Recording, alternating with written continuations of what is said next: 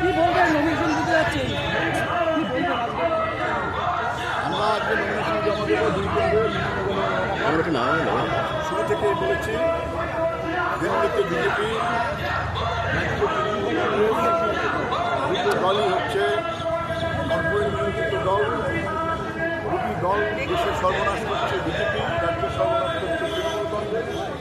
আমরা বলেছি কাজ, মজুরি, জীবন জীবিকা, সম্পত্তি রাজ্যে সব যে দাবি সেই দাবি। আরে দাদা ছাড়ুন না, আপনারা কি তুলছেন? আপনারা কি তুলছেন? পেসমিট হচ্ছে এখানে ধাক্কা মেরে সময় ধরেই আমরা এই প্রচারই চালাচ্ছি এবং আমরা আশা রাখি এই লড়াইয়ে আমরা লড়তে নেমেছি এবং আমরা জিততে নেমেছি। টেট পরীক্ষা নিয়ে কি বলবেন? টেট পরীক্ষা নিয়ে কোর্ট রায় দিয়েছে। ওর রায় দিতে হলো কেন? 11 সালের পর থেকে রাজ্যের শিক্ষা ব্যবস্থা যে চরম নৈরাজ্য, দুর্নীতি এবং যা রিমোট কন্ট্রোল রয়েছে মমতা ব্যানার্জির হাতে, কালীঘাটে গোটা রাজ্যের শিক্ষা ব্যবস্থাটাকে ভেঙে পড়েছে। রাজ্যের শিক্ষামন্ত্রী পার্থ চ্যাটার্জি বান্ধবী সহ জেলে, যার ফ্যাট খুললেই টাকা পাওয়া যায়, এই টাকার ভাগ একেবারে নিচ থেকে শুরু করে কালীঘাট পর্যন্ত। তার পরিণতি এগুলো। যেটু গতকালই অভিষেক বন্দ্যোপাধ্যায় তিনি বলছেন রাম জামানা বামে আর বাম জামানা রামে, কি বলবেন? বলেছে গতকালই অভিষেক বন্দ্যোপাধ্যায় বলেছে। ওর কথা হতো এখন যাকে বলে বিনাশকালে উর্জেরা আসছে। বামপন্থীদের 125 বছরের ইতিহাস। বামপন্থীর ইতিহাস মানে সাম্প্রদায়িকতাবাদের ইতিহাস, বিরুদ্ধে। বামপন্থীর ইতিহাস মানে পথে নেমে সাম্প্রদায়িকতার বিরুদ্ধে লড়াই করার ইতিহাস।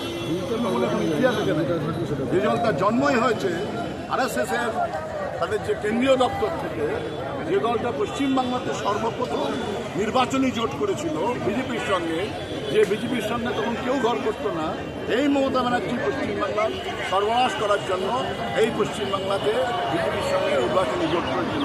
কিন্তু সে যুবরাজকে কি বলে ভাইপো মালি ভাইপো, তাই না? পয়লা ভাইপো।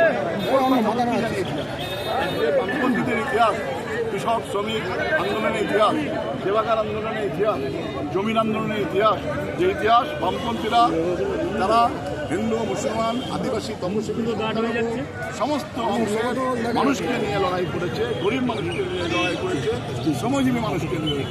কিন্তু ওর পয়লা ভাইপো ওর কথা কাউদের মতো না। সাথীরা 23,000 চাকরি বাতিল হলো এবং তাদের 4 মাসের মধ্যে বেতন সুদ সহ ফেরত দিতে বলা হয়েছে। অলকেশ বলছে প্রথম কথা হচ্ছে যে এইটার উত্তর মমতা ব্যানার্জিকে দিতে হবে। 16 সালে যে তিনি নিয়োগ করেছেন, সেই নিয়োগ কেন দুর্নীতির ভিত্তিতে হলো, সেই দুর্নীতির টাকা কে পেল, এই উত্তর তাকে দিতে হবে। 1, 2 হচ্ছে ভোট দেখিয়ে দিল চোখে যে অন্যায় যে করে আর অন্যায় যে সয়। এখন যেটা প্রশ্ন হচ্ছে যে সামাজিক সংকট তৈরি হলো, এই সংকটটা মেটাবে কে?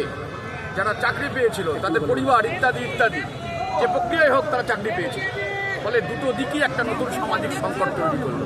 কিন্তু মূল যে জিনিসটা চোখে দেখিয়ে দিল, মানুষের বিশ্বাস করতে কষ্ট হচ্ছিল যে মা মাটি মানুষের স্লোগান দিয়ে যারা সরকারে এসেছিল, তারা মায়ের সর্বনাশ করেছে, তারা মাটির সর্বনাশ করেছে, তারা মানুষের সর্বনাশ করেছে। এইটা আজকে রায়।